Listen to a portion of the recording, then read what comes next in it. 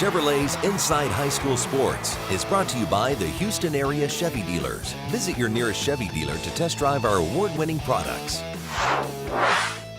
Hello again and welcome into Chevrolet's Inside High School Sports. I'm Matt Musil. The Northshore machine has been rolling ever since September 10th of last year. That's the last time they lost, a 27-21 defeat to Westfield. Last night, the rematch. It was a battle of Mustangs as Westfield took on Northshore in our DQ Game of the Week. Could Westfield pull off yet another upset of Northshore? Northshore was determined that that would not happen in the first quarter, 3rd and 10. But the Mustangs keep it on the ground. Wise choice, Rashad Johnson is home free for a 53-yard touchdown scamper. Northshore leads it 7-0. Up 14-3, and after a Westfield turnover, Caleb Bailey drops back to pass, but the pocket collapses. A couple of moves here and there, and Bailey is on his way to a 28-yard score to put Northshore up 21-3, still in the first. 40 seconds left in the first quarter, and Westfield is punting. It goes to Evan Jackson, and he's been doing this all year for the Mustangs. He just waits for the hole and breaks it to the house. A 63-yard touchdown as Evan Jackson is a special teams dynamo. 27-3 Northshore after one. In the second quarter, here we go again. Rashad Johnson and the Northshore offensive line just punishing the Westfield defense. This is a 43-yard score, 11 minutes to go in the half, and Northshore is up 34-3. 2:20 left in the first half now, and Bailey hits Cameron Smith on a 6-yard dart, and Northshore looks to be a team on a mission.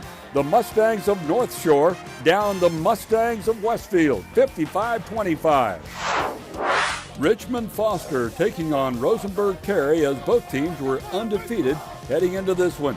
In the first quarter, J.T. Fayard with the 16-yard touchdown pass to Dylan Appaney to make it 7-0 Falcons.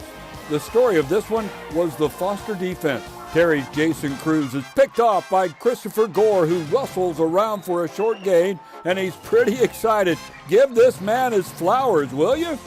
That would set up Ashton Ojaku for the 12-yard touchdown, 21-0 Foster at the break. In the second half, how about more Ojaku? This time, Addison Ojaku breaking through the line and getting a tackle for a loss as Foster will get this week's defensive title belt. And if you haven't had enough Ojaku, here's Ashton again, good for 41 yards on a touchdown, and on the night, he has 24 carries for 287 yards and 4 touchdowns as Foster wins 41-0. Fulshire quarterback Parker Williams has been lighting up the sky for the Chargers, and they took on Magnolia Friday night. This one was a wild one. First quarter, watch Williams work out of trouble, rolling to his right, finally tossing it to Davian Godley for the 12-yard touchdown pass. Fulshire up 22-7. Magnolia wasn't about to lie down. Montana Wells almost gets his arm smacked, but he gets off the throw and watch the diving touchdown grab by Dustin Linval. Wow! Bulldogs still trail though, 36-21. You want more offense? You got it. Williams rolls to his left, plants his feet, and launches a pass 42 yards to Jax Medica, and Fulshire goes up 50-28. But here come the Bulldogs. Fourth quarter, Wells to Gage Sanders. That's an 8-yard strike to the back of the end zone to cut the lead to 7, 50-43. Then, with 6:25 left, Wells to Sanders connection works again. This time it's a screen pass, and Sanders breaks out of several ankle tackles to score the tying touchdown, 50-50, and the Magnolia fans are getting a workout.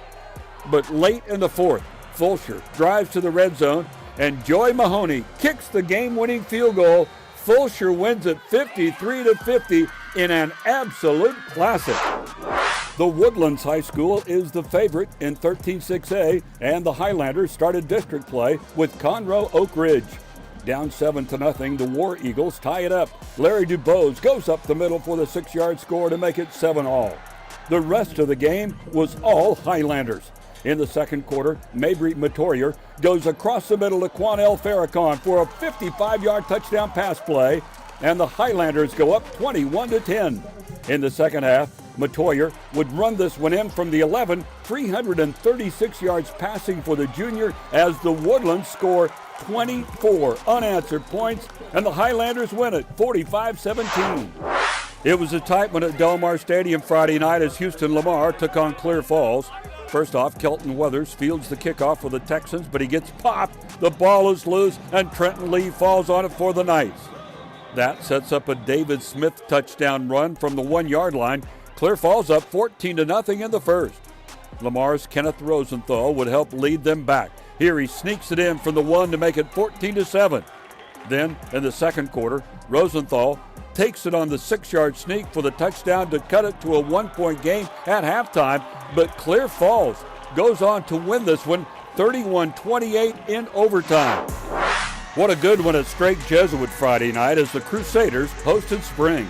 In the first quarter, Jesuit quarterback Bryce Fusick rolls out, finally sees Cooper Fulbright open. Fulbright has to wait on the ball, but good things happen to those who wait. It's a 60-yard touchdown play, and the Crusaders go up 7-0. The Lions would take a 13-7 lead in the second quarter when quarterback A.J. Williams fakes a handoff and jogs in for the 7-yard score. Things get interesting in the fourth. Up 14-13, Fusick rolls to his right, and he's getting hit, throws it into the end zone where Chico Holt makes a wonderful fingertip catch to make it 21-13 Straight Jesuit. But Williams and the Spring Lions weren't done. Check out the hesitation move on this run, and it gets Williams free to the end zone, putting Spring down by 2 points with just under 2 minutes to play. The Lions will go for the 2-point conversion to tie, and Williams connects with Oron Ogbor, and we're all tied up at 21 apiece. But with 19 seconds left in regulation, the Crusaders refuse to lose. That's Devin Baylor busting it in from 11 yards out to win it for Straight. The final score, 28-21. Undefeated Klein Forest hosted winless Clear Springs Thursday night, and the Golden Eagles got off to a terrific start. This is U of H bound Parker Jenkins in the Wildcat. He takes a direct snap, waits for the hole, and uses that speed to get down the sideline for a 60-yard touchdown play. Klein Forest would lead 14-0 midway through the first quarter.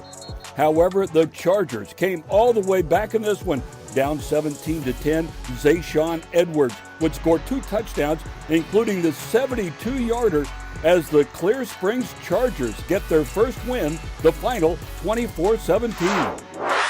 All right, let's take a little break from the action now to introduce you to an elite athlete in the Houston area. He started off at Katie Morton Ranch, but was at Allen last year. He's back now, and he's ready to cause havoc at KHOU. David Hicks is this week's MVP. Lining up against David Hicks of Katy Paetow is an unenviable position. He's one of the most imposing figures ever to step on the football field in the Houston area. Last year, he racked up 13 sacks and 22 tackles for loss, as he is ranked the best defensive player in the state. Hicks sheds one-on-one blocks easily, as he's physical enough to play inside and athletic enough to play outside. DJ has yet to make his college choice.